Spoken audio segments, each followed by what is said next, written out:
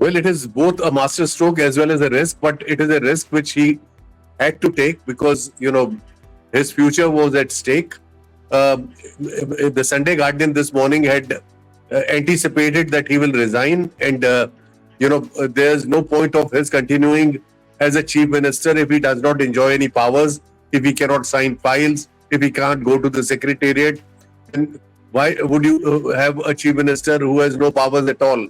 And he knows that, and he therefore is a political entity. He's a political animal who knows how to cash in on an opportunity that has come his way, and he has taken this opportunity to announce that he will be resigning within 48 hours.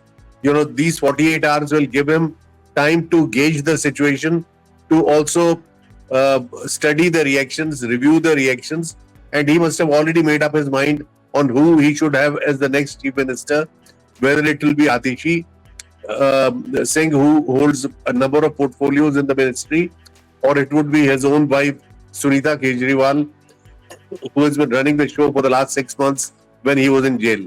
So we have to see that, and I personally think he's taken a risk from the point of view that he says that he will go to the people who will determine whether he is guilty of the charges leveled against him or not.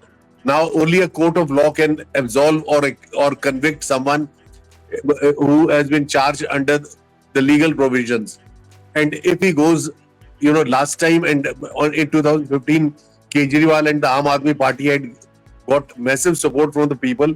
And if the support comes down, so will he also admit that so many percent of people who have not voted for him this time, are of the view that he actually did commit the crime?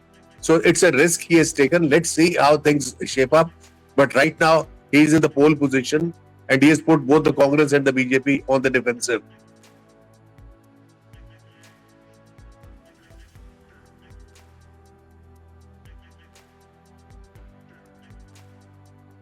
Many people will speculate and say that Atishi Singh should be made the chief minister.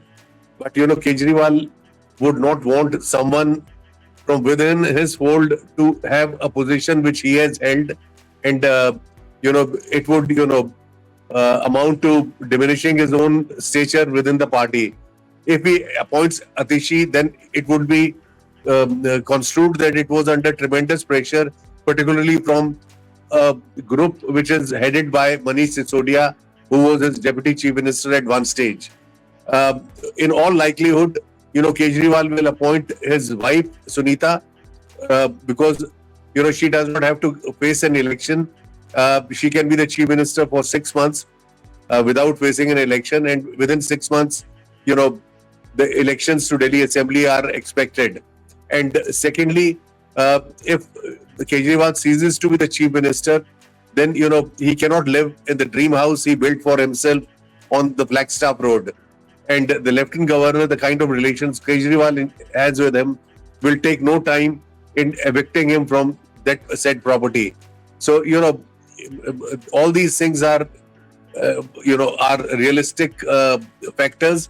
And I would, personally think that in the option between Atishi and Sunita, the chances of Sunita getting it are slightly more.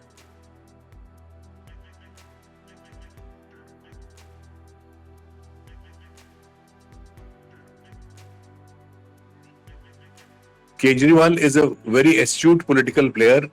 He was anticipating that, the centre, through the Lieutenant Governor, may supersede the assembly or may dismiss the government and, impose president's rule. Elections in Delhi are due in February, but, since Maharashtra elections are